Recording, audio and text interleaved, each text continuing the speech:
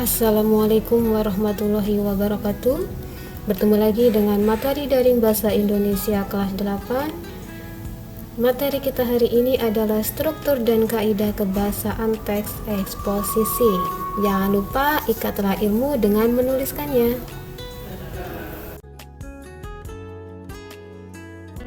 Oke, kita masuk ke dalam kompetensi dasar 3.6, yaitu menelaah isi dengan struktur teks eksposisi berupa artikel ilmiah populer dari koran atau majalah yang diperdengarkan atau dibaca. Tujuan kalian mempelajari materi ini adalah agar kalian mampu mengidentifikasi struktur dan unsur kebahasaan teks eksposisi yang diperdengarkan atau dibaca. Submateri kita pada materi kali ini yang pertama adalah tentang struktur teks eksposisi dan yang kedua tentang kaidah kebahasaan teks eksposisi.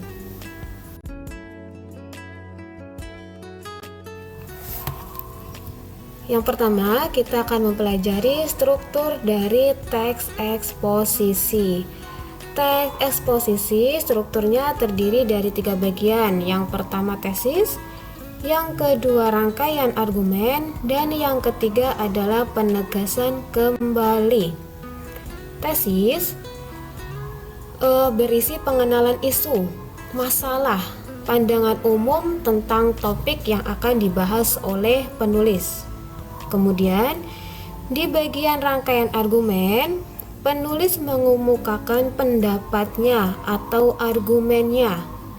Di dalam rangkaian argumen juga penulis bisa mengungkapkan fakta-fakta yang berfungsi untuk memperkuat argumen.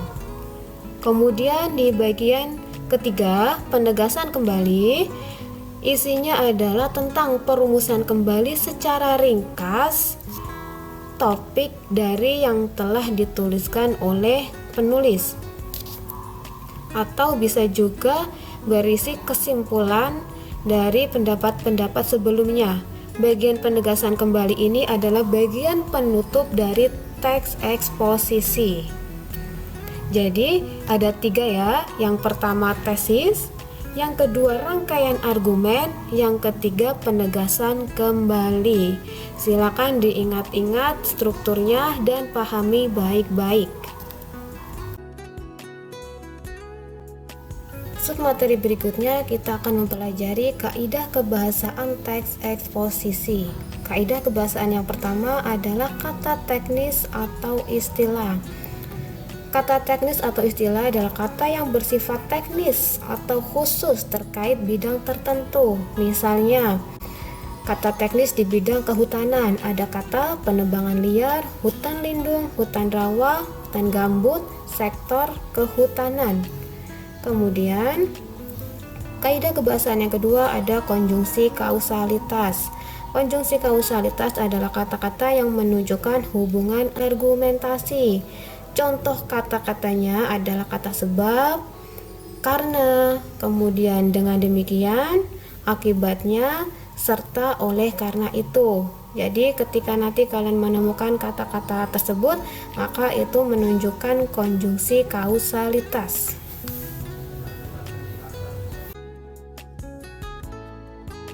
Kaidah berikutnya adalah kata kerja mental. Kata kerja mental ini adalah kata kerja yang mengekspresikan respons atau sikap seseorang terhadap suatu tindakan, keberadaan, atau pengalaman. Kata kerja mental ini disebut juga verba tingkah laku. Atau lebih ringkasnya, lebih mudahnya, kata kerja mental ini berupa sikap atau aksi individu saat bertemu dengan situasi tertentu, atau kata kerja digunakan untuk mengutarakan respon atau reaksi. Nah, contoh kata-katanya adalah memprihatinkan, memperkirakan, mengagumkan, bahagia, ikhlas, menyimpulkan, berpendapat, serta bersemangat. Dan tentu masih banyak lagi contoh yang lainnya yang bisa kalian temukan sendiri. Selanjutnya, kata perujukan. Kata perujukan adalah kata yang merujuk atau mengacu pada kata lain yang telah digunakan sebelumnya. Contohnya, berdasarkan data, berarti sebelum kalimat yang ada kata berdasarkan data, sebelumnya telah dibeberkan, telah dijelaskan mengenai data-data tertentu. Kemudian, merujuk pada pendapat. Nah, sebelumnya tentu saja ada pendapat yang telah dikemukakan, sehingga pada kalimat berikutnya digunakan kata-kata yang berbunyi merujuk pada pendapat. Nah, pendapat siapa? Pendapat yang sudah dikemukakan sebelumnya. Kemudian, kaidah kebahasaan berikutnya adalah kata persuasif. Persuasif itu berarti mengajak, membujuk, atau menyuruh. Berarti kata-kata ini menginginkan orang lain untuk melakukan sesuatu. Contohnya, hendaklah, sebaiknya, diharapkan, serta perlu dan harus. Itu adalah kata-kata yang digunakan yang bisa untuk mengajak, membujuk, atau menyuruh seseorang melakukan sesuatu. Oke. Selanjutnya kita akan belajar untuk mengidentifikasi struktur dan kaidah kebahasaan teks eksposisi berikut ini.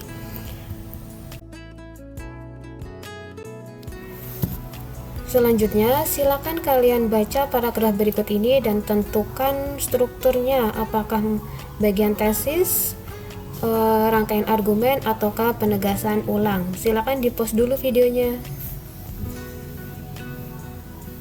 Oke, di paragraf ini ada isu yang dikenalkan, ada masalah yang dikemukakan, yaitu tentang pariwisata yang berdampak pada kehidupan sosial. Nah, karena ada pengenalan isu, maka paragraf ini merupakan bagian dari tesis. Selanjutnya, adakah kaidah kebahasaan di dalamnya? Nah, kita bisa menemukan ada konjungsi kausalita ditandai dengan kata oleh karena itu, ya.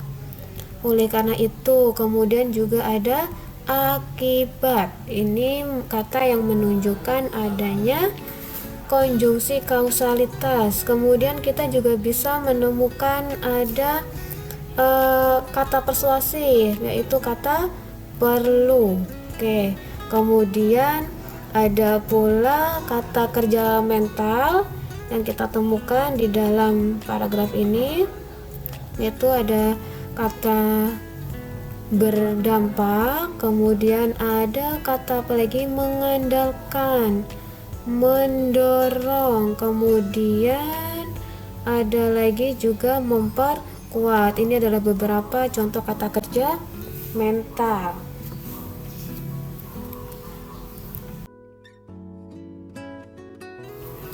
Oke, berikutnya silakan kalian baca paragrafnya ya. Silakan di-pause dulu videonya.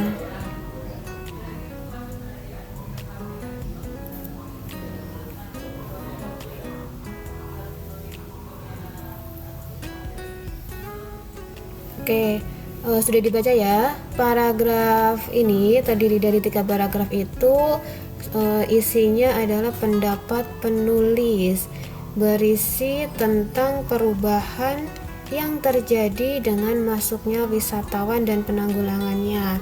Karena ada beberapa pendapat di dalamnya, maka paragraf ini masuk ke dalam rangkaian argumen.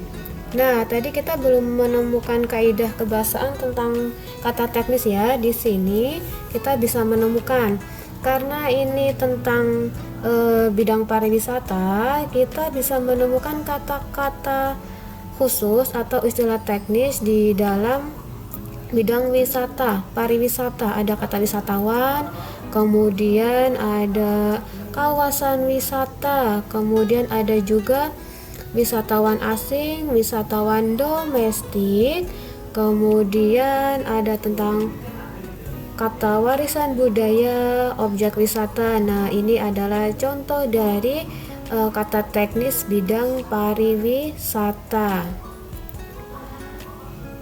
Kemudian kita juga bisa menemukan di sini ada kata perujukan, yaitu ditunjukkan dengan kalimat yang terakhir. Dari data ini dapat ditarik kesimpulan bahwa wisatawan asing lebih tertarik pada budaya, sedangkan wisatawan domestik lebih tertarik pada lingkungan termasuk alam. Nah, ini adalah kata-kata perujukan yang digunakan dalam teks eksposisi. Kita menemukan satu ya.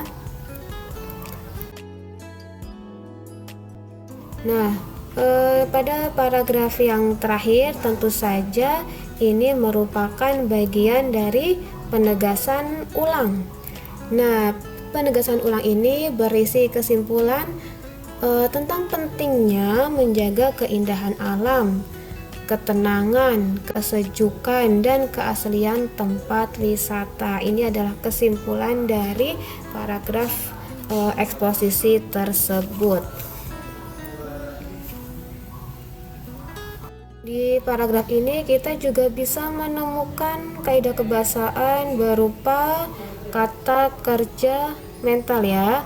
Diperkirakan itu kita menemukan. Selain itu juga ada kata kerja mental merasa.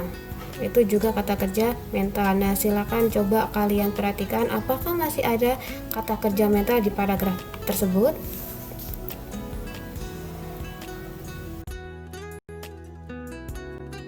Oke, berdasarkan hasil analisis terhadap teks eksposisi yang tadi kita pelajari, kita bisa menemukan kaidah kebahasaan. Yang pertama ada kata teknis, kita menemukan ada kata dalam bidang pariwisata, ada kata wisatawan, objek wisata, wisatawan asing, wisatawan domestik, keindahan alam, warisan budaya, serta komersialisme. Kemudian konjungsi kausalitas kita juga bisa menemukan ada kata oleh karena itu dalam kalimat. Oleh karena itu, arah kebijaksanaan pariwisata sedapat mungkin diusahakan agar memperkuat dampak positif dan memperkecil dampak negatif. Kemudian kata kerja mental juga kita bisa menemukan ada kata berdampak, kemudian kata mendorong, serta kata menarik. Nah, selanjutnya kita juga bisa menemukan kata perujukan di dalam teks eksposisi tersebut ya. Kita menemukan kata dari data ini. Nah, kata dari data ini merupakan kata perujukan. Kemudian kata persuasif yang kita temukan dalam teks tersebut yaitu kata perlu serta kata harus. Nah, demikianlah aspek kebahasaan dalam teks eksposisi yang sudah kita pelajari.